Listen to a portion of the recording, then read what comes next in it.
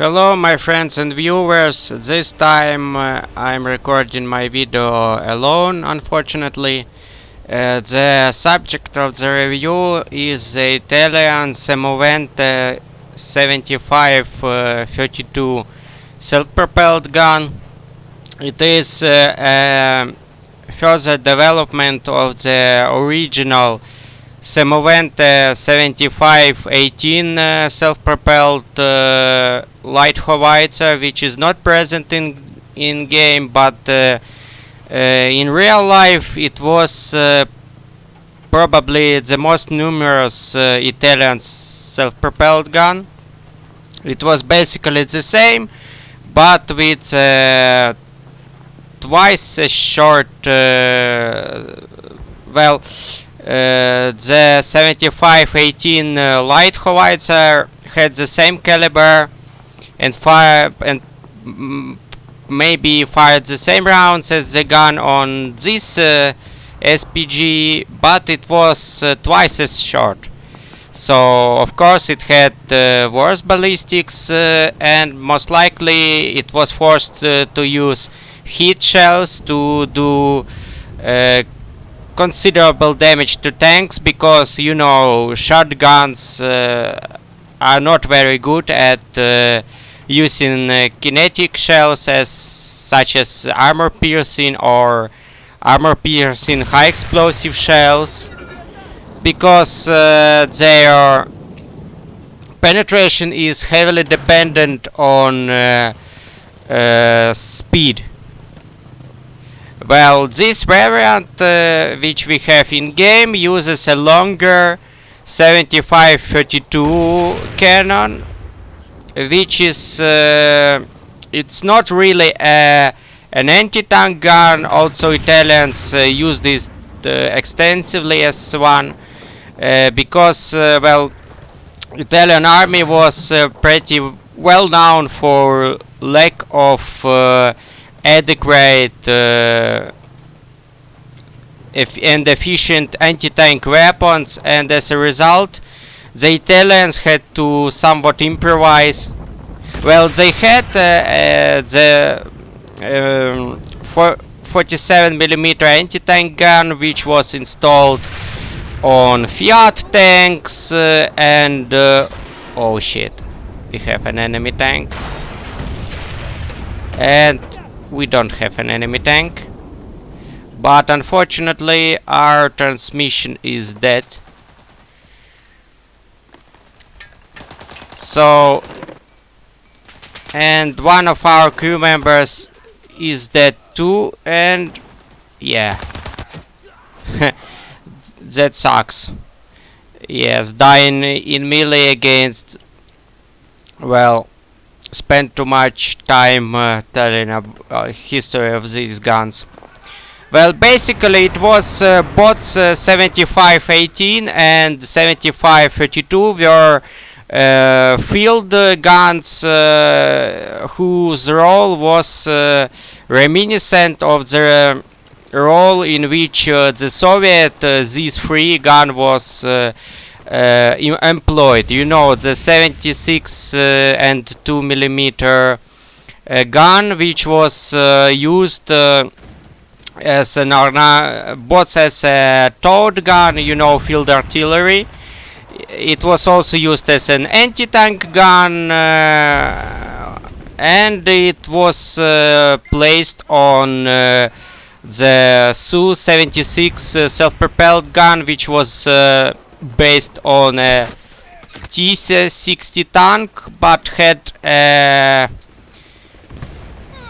to be honest, a fucked up power plant made from two automobile engines, because the actual T-60 engines, well, they were required for the production of actual T-60 tanks, and it was 1941.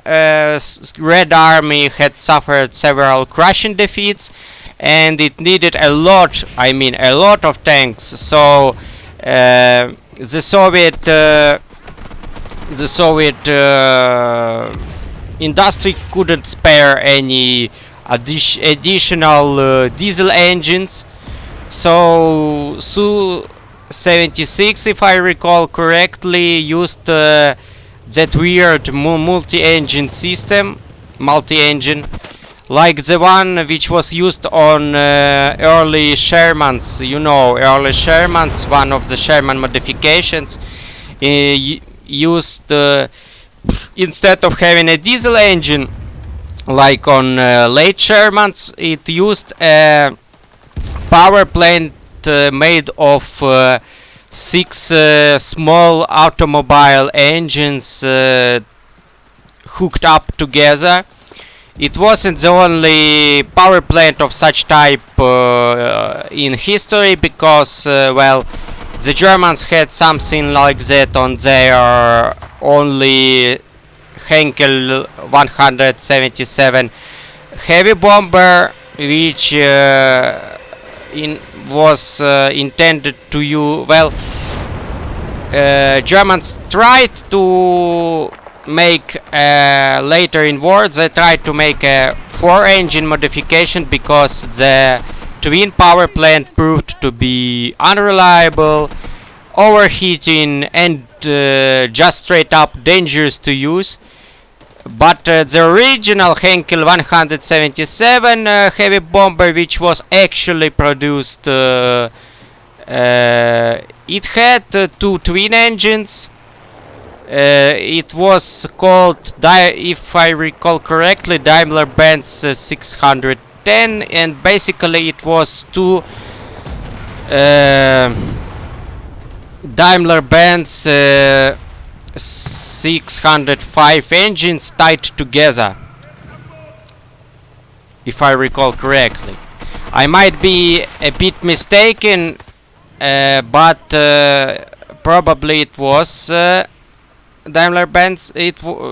Basically, I'm pretty sure in one thing, it was a twin engine system. 2 engines hooked up together, tied to a single,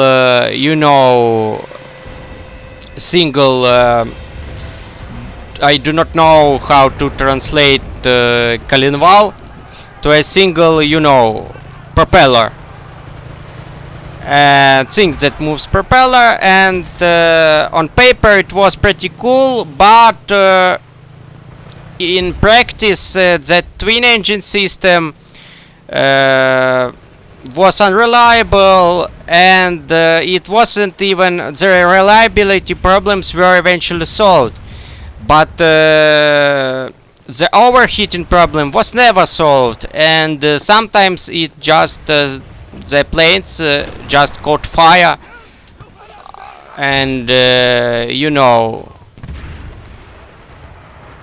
it is just dangerous, because it can kill the entire crew and crash the plane, whatever.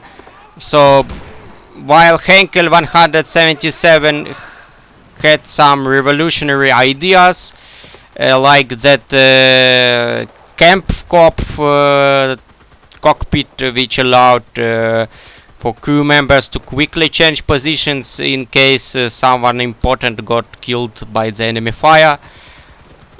But that these 2 twin engines, which were, well, intended to replace the 4-engine system, they were a failure, and well, I am a bit distracted from the original topic. Basically, the Italians had to improvise a lot with anti-tank weapons. They had improvised anti-tank grenades. They had whatever. They had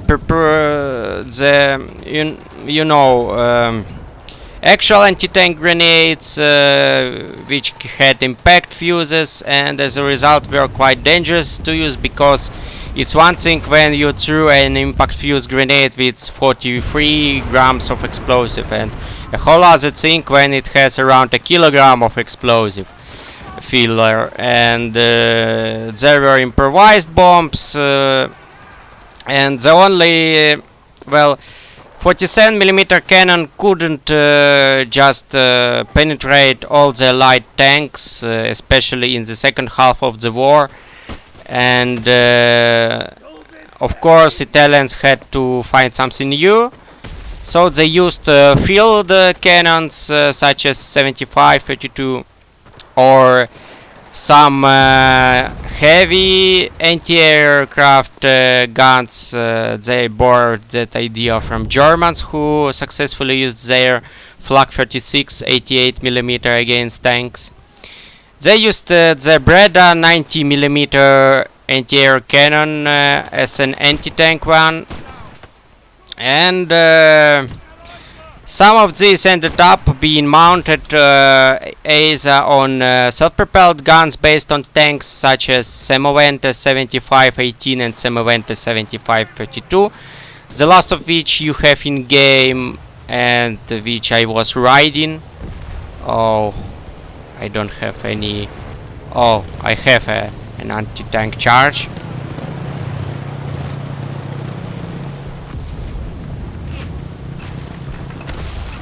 And basically the Semovente series self-propelled guns were of course based off Fiat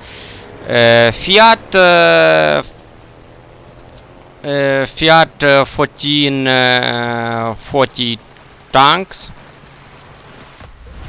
and their main armament was a 75mm cannon. The crew was reduced to 3 guys. The commander fulfilled 2 roles at once. He was both a commander and a gunner. And the other 2 crew members were of course driver and loader.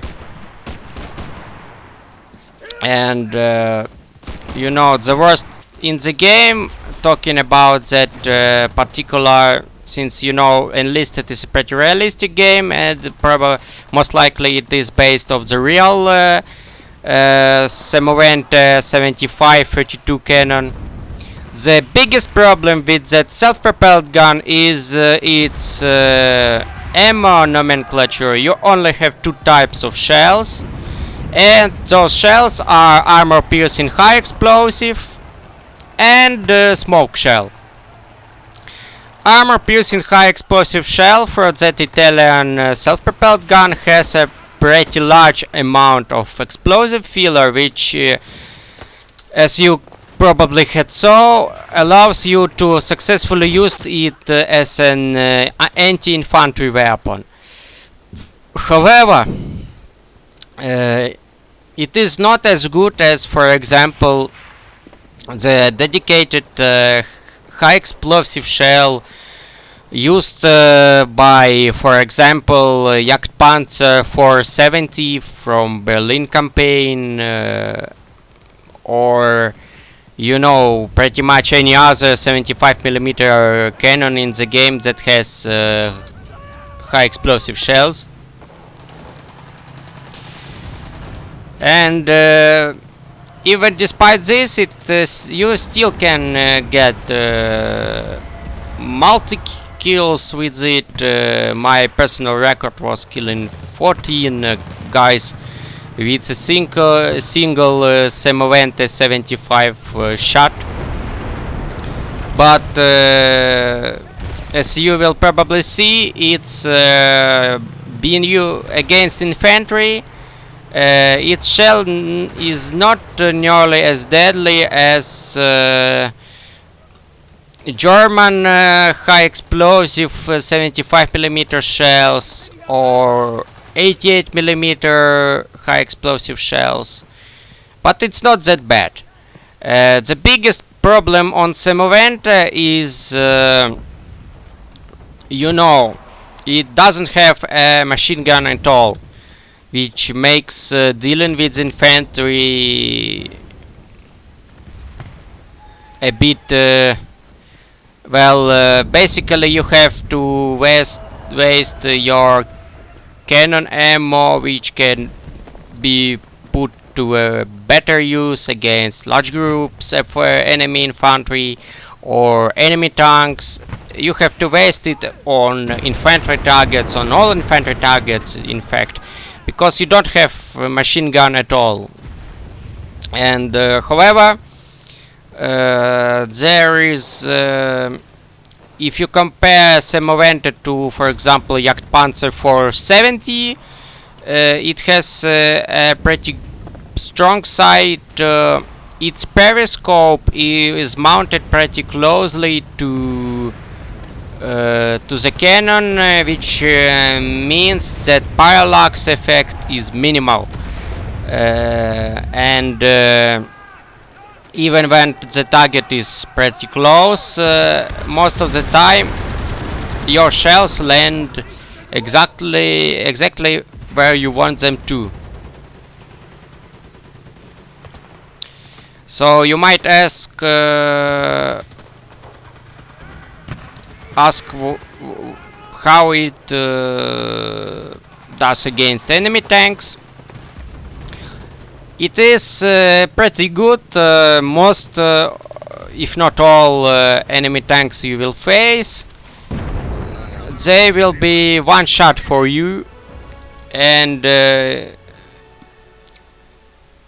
penetration of your armor-piercing high explosive shell is pretty much enough for all enemy tanks you will face, including the M3 Lee and M4 Sherman.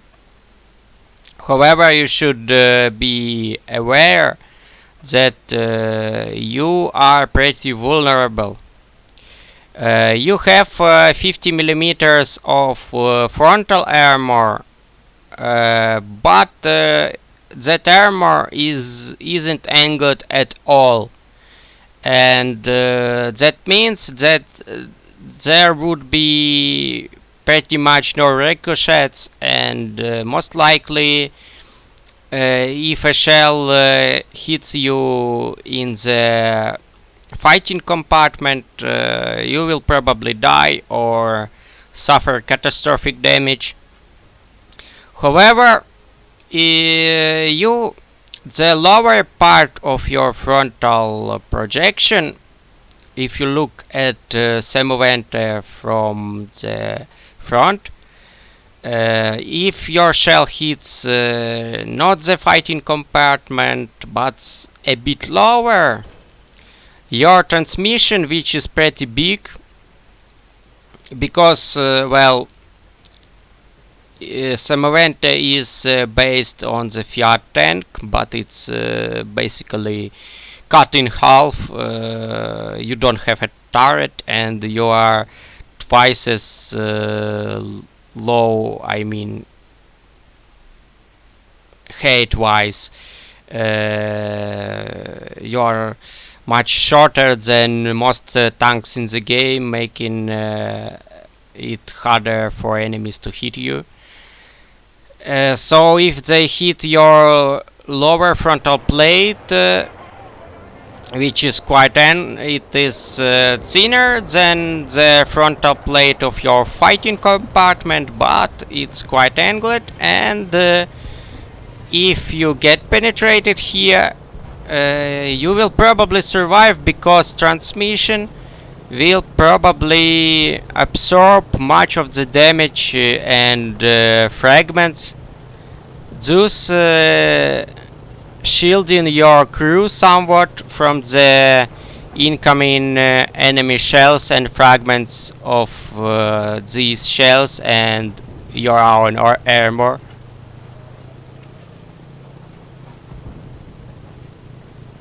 So, but of course, most likely after such a hit, your transmission will be destroyed and you will be rendered unable to move and forced to climb out of your tank to repair it or run away, since you know in some situations repair of your damaged vehicle is not an option. So we see enemies. 6 kills. I do know, probably I should have split that video in 2 parts, because around 2/3 of the of the first round was basically infantry adventures.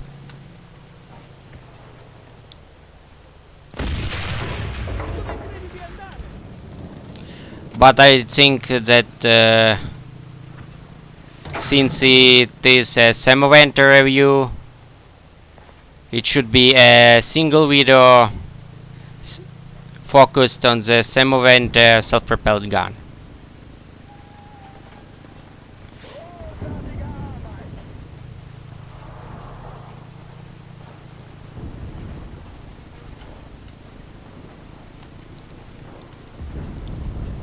So if enemy tanks did spawn, they probably spawned somewhere here.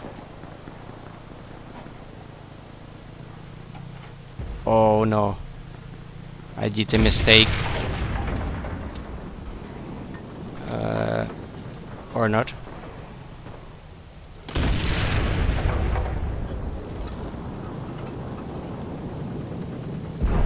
Oh shit. There are probably enemy vehicles here.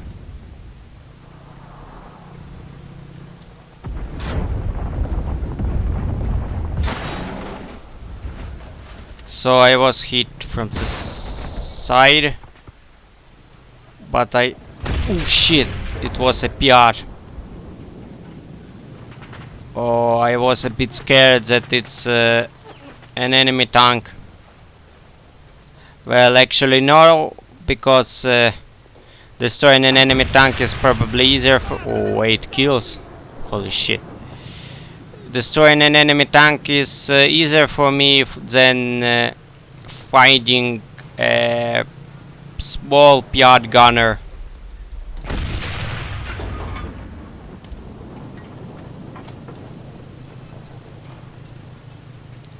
And since our gunner is, well, our loader is dead, now our commander, who is also a gunner, is forced to do not just 2 jobs at once, but actually 3 jobs,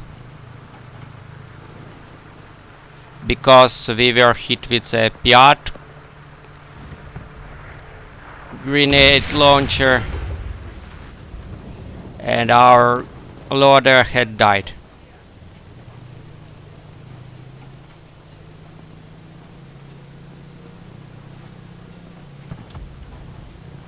It's quite sad. When I was playing this morning, I had managed to disable a shit ton of enemy tanks. M3 Lees, Shermans, whatever. And now I want to show you anti-tank capabilities of Semovente, and there are just no enemy tanks around to show these capabilities.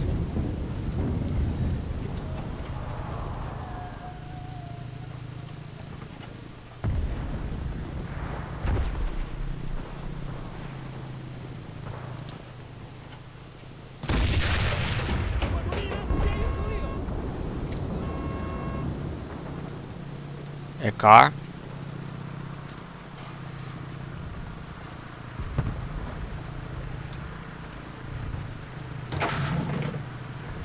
Oh, I have some sort of a competition, because there is a late Panzer III with a short 75mm cannon on the hill.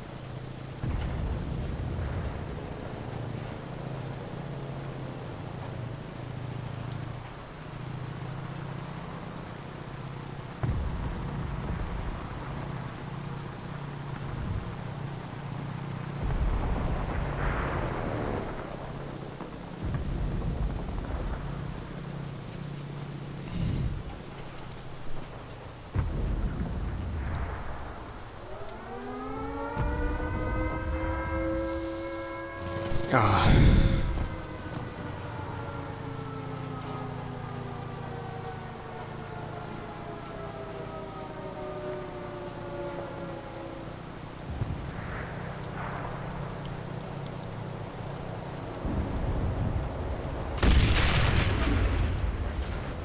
Ah.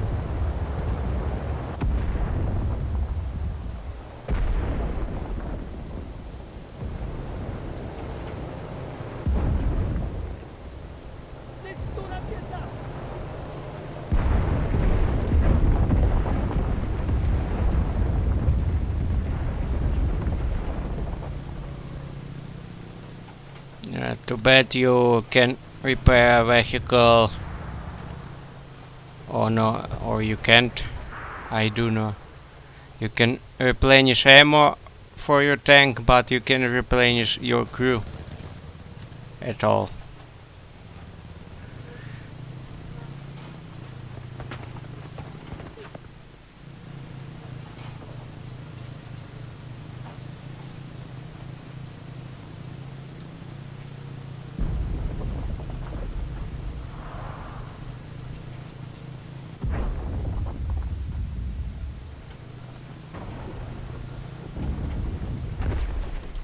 Someone is trying to blow me up.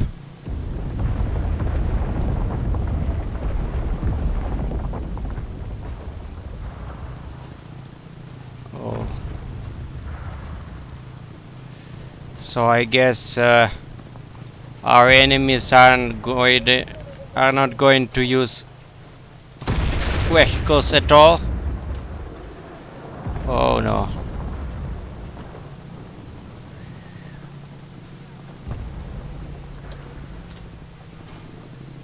Gotta hide somewhere.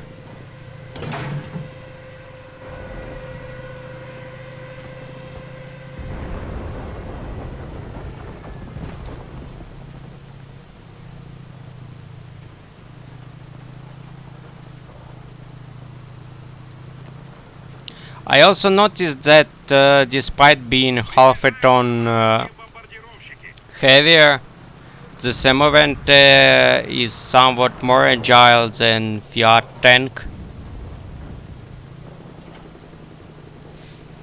It accelerates a bit faster and probably has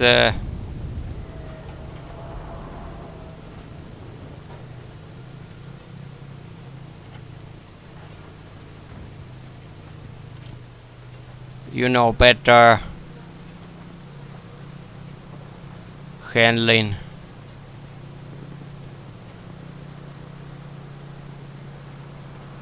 Outroad capabilities.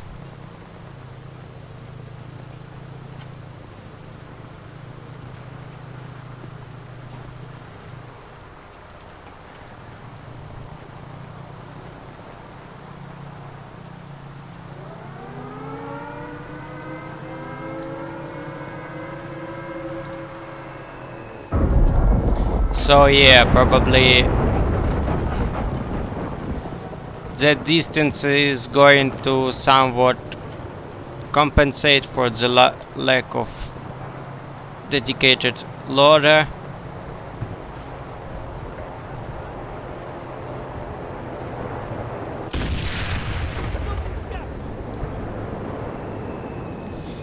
But on the other hand, I cannot see shit. So I'm probably going to risk a bit.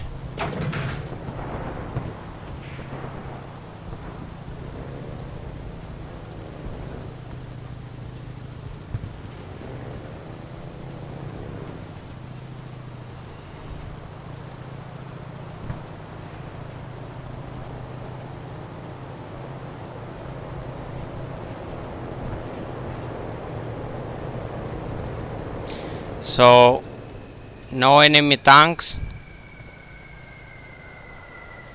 no aim release.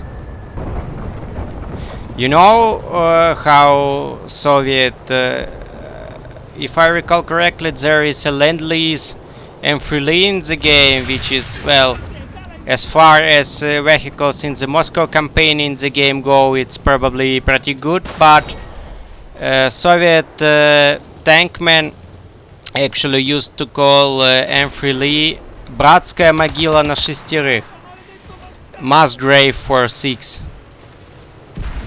Because, well, by 1942 it wasn't really a good tank by any measure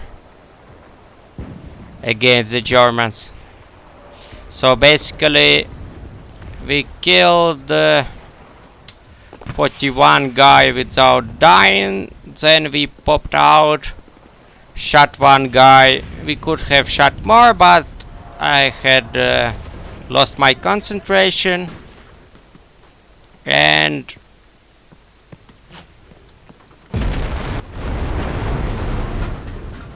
so yeah. Oh, and now when my Semovente is dead, there is an enemy M3 Shit.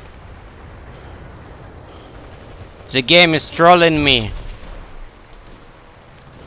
Probably. Oh, I'm sorry.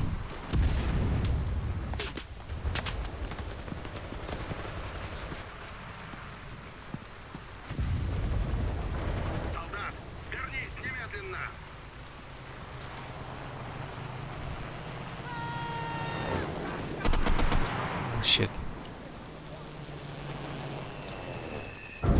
Basically we are winning second round in a row, but it's pretty boring. I feel like our enemies are not trying to win at all.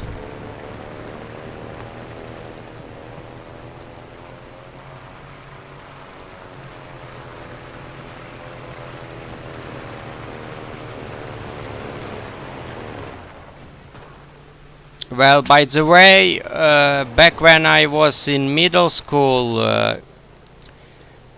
well, the school administration used to make some sort of meetings with World War II veterans, where they were still alive back then, and it were actual World War II veterans, not actors or people pretending to be veterans like in modern Russia. So basically there was an I talked with two of them, and one of them was an member of an anti-tank gun crew, and the other was a tanker. And he wasn't just a regular Soviet tanker. He fought on the Lend-Lease M4 Sherman, and he liked it pretty much because it was way more comfortable to fight in than T-34. And when they were, well, not asked, more like commanded to take part in a parade of some sort, they were actually forced to switch to the T-34 because the Soviet leadership thought that Soviet tankers should, on a parade, should be in Soviet tanks because, well, after the war, immediately because of Stalin's actions, the Cold War had started, and as Churchill had said, The Iron Curtain had lowered, and the former allies had turned into bitter enemies for the next 50 years at least.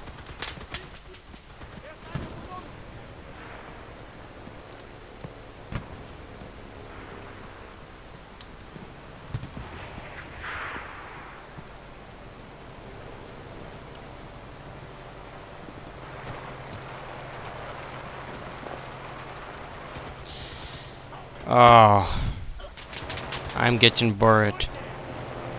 When is this going to end?